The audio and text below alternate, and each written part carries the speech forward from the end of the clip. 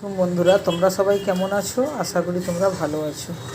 এই দেখো, একটা রসমালাই বানাচ্ছি। এইখানে আমি দুধে দুটো এলাচ দিয়েছি আর চিনি দিয়ে দুধটাকে ফুটাচ্ছি।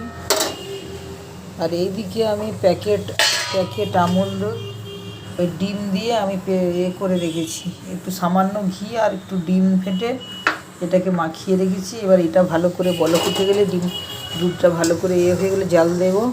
দুধে জাল দিয়েছি ভালো করে হলে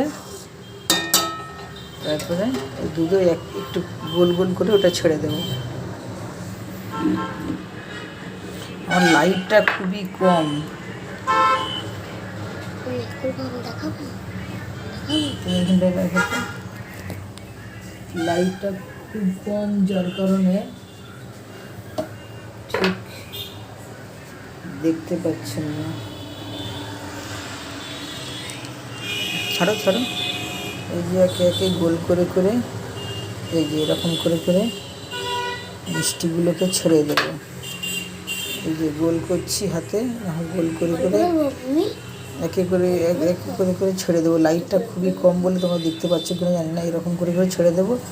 তারপরে এরকম ফুটেও গেলে তারপরে এটাকে নামিয়ে নিলেই রেডি। খেতে খুবই ভালো লাগে। বাড়িতে তোমরাও একবার ট্রাই করো।